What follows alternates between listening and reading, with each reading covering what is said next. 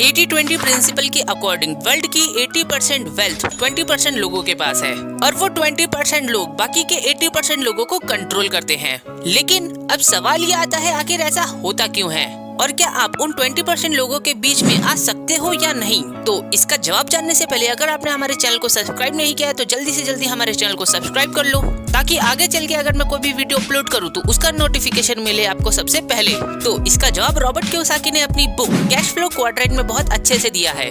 दुनिया में 4 तरह के लोग होते हैं। पहला एम्प्लॉय, दूसरा सेल्फ एम्प्लॉय, तीसरा बिजनेसमैन और चौथा इन्वेस्टर। और इस दुनिया में 80% लोग पहली 2 कैटेगरीज के ही हैं और बाकी के जो 20% लोग हैं वो तीसरी और चौथी कैटेगरी के लोग हैं। देखो यार, अगर आप एम्प्लॉय और सेल्फ एम्प्लॉय की कैटेगरी में अभी खड़े हो तो फाइनेंशियल फ्रीडम को पाने के लिए आपको राइट साइड मूव करना ही पड़ेगा।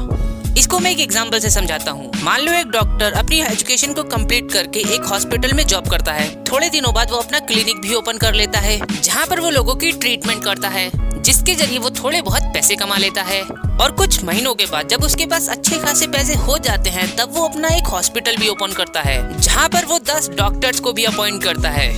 यानी कि अब उसके पास ज्यादा मैन पावर है और ज्यादा मैन पावर का मतलब होता है ज्यादा प्रोडक्टिविटी और ज्यादा प्रोडक्टिविटी का मतलब होता है ज्यादा पैसा। और अब जब हमारे डॉक्टर के पास ढेर सारा पैसा आ गया है तो वो अपने पैसों को स्टॉक और रियल एस्टेट में इन्वेस्ट कर देता है, जिसके चलते उसको आगे फ्यूचर में पैसों को लेके कभी कोई दिक्कत नहीं होती है।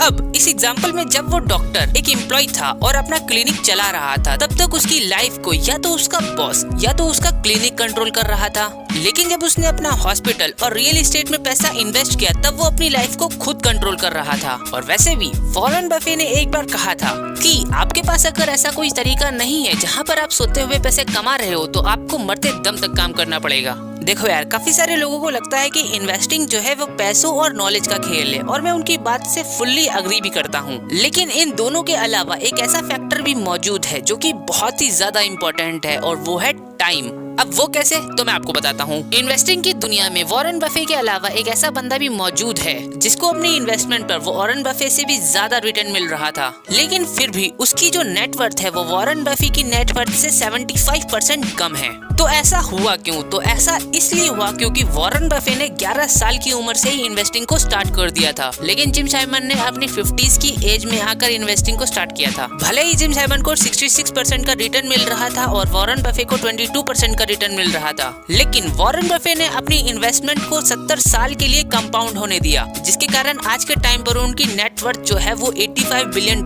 से भी ज्यादा है। लेकिन अगर उनके पास वॉरेन बफे जितना टाइम होता तो आज के टाइम पर उनकी जो वेल्थ होती वो कई लाख ट्रिलियन होती। एल्बर्ट आइंस्टाइन ने एक बार कहा था, कंपाउंडिंग इंटरेस्ट दुनिया का 8वां अजूबा है और कंपाउंडिंग एक जादू। अगर मैं आपको 2 ऑप्शन दूं, पहले ऑप्शन में आपको 50 लाख रुपए एक बार में मिल जाएंगे, दूसरे ऑप्शन में आपको हर दिन डबल पैसे दिए जाएंगे, वो भी 30 दिनों तक। तो आपके दोस्त ने पहला ऑप्शन चुना और आपने सेकंड ऑप्शन चुना, क्योंकि आपको पता है कि कंपाउंडिंग की ताकत क्या है। पहले दिन उसके पास 50 लाख रुपए होते हैं और आपके पास 1 रुपया होता है, और 8वें दिन भी उसके पास सेम अमाउंट होता है और आपके पास 256 रुपए होते हैं।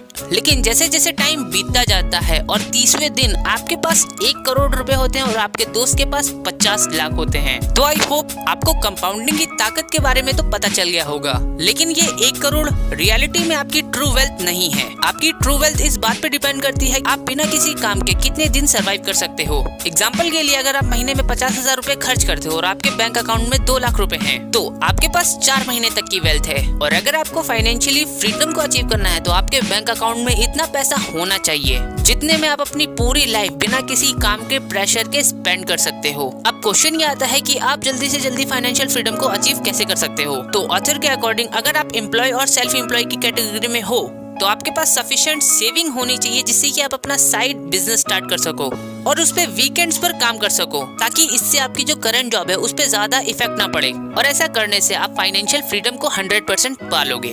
तो ये थी कुछ की लर्निंग कैश फ्लो बुक से, और इस बुक में ऐसे और भी काफी सारे नॉलेजेबल लेसन्स दिए हुए हैं। तो मैं आप सबको रिकमेंड करूंगा कि आपको ये बुक जरूर पढ़नी चाहिए। तो डिस्क्रिप्शन में इस बुक का लिंक है, तो जल्दी से जाओ और ऑर्डर करके पढ़ो। और अगर आपने इस वीडियो से कुछ नया सीखा हो तो कमेंट बॉक्स में अपग्रेडेड माई सेल्फ लिखना मत भूलना। तो मिलते हैं किसी और वीडियो में। Bye bye.